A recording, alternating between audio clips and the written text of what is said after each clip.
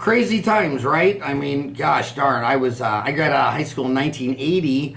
I last time I saw inflation was 1970 to 1982. So my dad had a bunch of Sonic drive-ins, and me and my best friend John Lees, who went all the way through dental school. Now he's an endodontist out in L.A.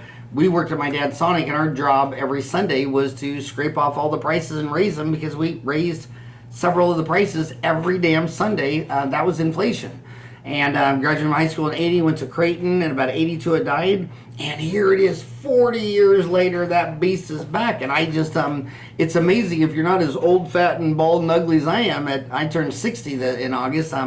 You don't know what inflation is. You would have had to be driving a car and being alert between 1970 and 1982 to remember it. But it is wickedly bad. If you want to know why the Federal Reserve, that is their number one mandate, to stable prices, stable currency, it's just horrible. I mean, it was to the point where when you got your paycheck, you'd want to hurry up and buy it. You know, get your paycheck on Friday, cash and buy it, because the price would go up Saturday or Sunday or Monday. It was just crazy. But it's back, and it's very concerning because you know, you're locked into all these PPOs, these fee schedules with insurance companies, and the Federal Reserve. I mean, all their incentive is try to sell you that their currency is a stable unit, a store value, a medium of exchange, and they're claiming it's 8.5%. But you dig into those numbers. I mean, hell, it doesn't include your home, your mortgage. So many things were just insane about that. Like back in the day, they used to do the square foot of the apartment, but when inflation started going up, they said, well, the ceilings went from 8 foot to 10 foot to 12 foot, so instead of square footage, we'll go volume. Anything they can to bring that number down. But they're saying about 8.5%, but hell, real estate houses was up 19%, commodities up 32%. These are going to be challenging times. It's no big deal as long as you have what Warren Buffett said. Only go into a career if it's not capital intensive, which health scares the most, and as long as someone else doesn't set your fees, which is all healthcare does. So he told me that in 1980 when he lectured at Creighton, the Oracle of Omaha, and I felt sick to my stomach. I'm like, well, we're going into the wrong deal. We're going into a high capital intensive deal where government, third party insurance set your fees. So it's really, really tricky. But what's neat is lecturing around the world for 3 decades in like 50 some countries plus. We're all at different parts of the race. So I've lectured in countries and got to know how it works in Singapore and Japan and Hong Kong and all these different countries. And, you know, when people say they don't want to do insurance, they want it to be all cash, well, fine, go to any country where there's no third-party insurance or private sector involved with dentistry, and the dental sector is just basically non-existent. So if you want more of something, you subsidize it. If you want less of something, you tax it and regulate it, right? So wherever your fantasy world is, where there's no dental insurance, everybody pays for cash, you're looking at an underdeveloped country, that probably 150, 175 countries that fit that. So everything's a trade-off. It's not right or wrong, good or bad. It's that, well, hell, if you go to work and your boss subsidizes dentistry, well, what would that be if he subsidize your concert tickets or your cruise lines or whatever? It's just a nice benefit, and they did that benefit because during World War II, it was the best thinking at the time to put a wage freeze. So since they couldn't unionize and bargain for higher wages, they started getting dental benefits. So that's gone. It's here today. But I'm telling you, in many, many countries, a lot of countries that used to have it our way, where you know, you could pay a hygienist 20, insurance to pay 50, 60, 70 for a cleaning. You wouldn't do your cleanings. You had hygienists. Crown and bridge was so high. I mean, I couldn't believe the money they paid for a crown, a molar root canal, a wisdom tooth extraction, a partial denture. You try to do those 5 things, and but the fee for fillings went down to where they were only profitable. You do amalgam, the market doesn't want amalgam, and you do that fee for a composite. It's like it's barely a wash. So insurance is very, very tricky. It's a lot of nuances, but the overall trend is when the economy goes south, when inflation takes off, a lot of people go from, I'm going to have 2 hygienists and 2 assistants or 4 chairs with an emergency room and 2 girls up front and an office manager, to just, you come back and they have 1 employee, and the scheduling's all done on their iPhone. And so they just do a very low volume with a high margin, whereas when America was built on from probably at the end of World War II to probably about $20 trillion in U.S. federal deficit. That's about how I'll measure it. Probably 1950 to 2020, we'll say. Those 70 years, it was just big, high volume production offices. That's what the DSOs all ran with.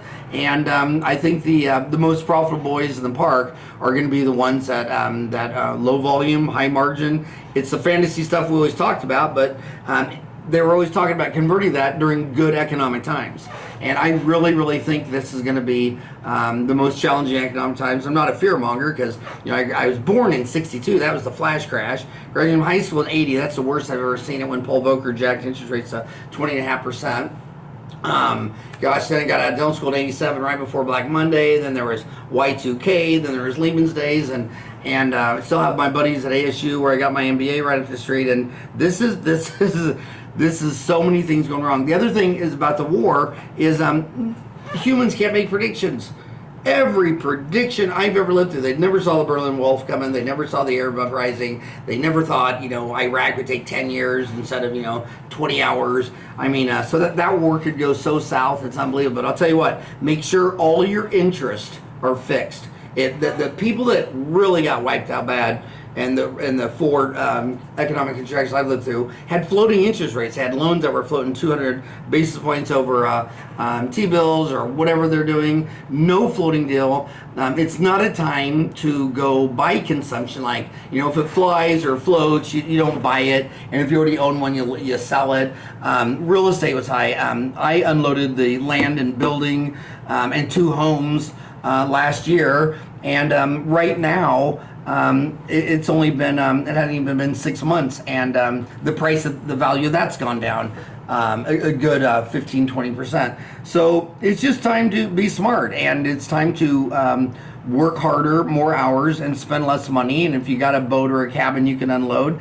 And the reason I say unload is because, man, in the past, when I saw Amazon stock drop 95% for 100 days, when I watched Taco Bell go from $7 to $1, and you're sitting on the cash. Remember when everybody wants to buy Bitcoin and Tesla, you're in a bull market.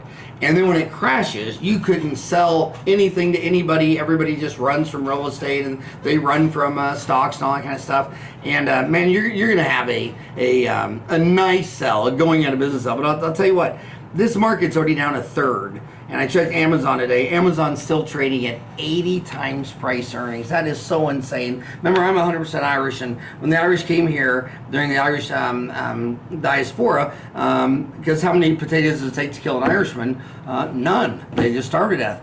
And about 1.5 million came over here, but if you couldn't get a ride and someone brought you over here, you had to be an indentured servant for about 6 years.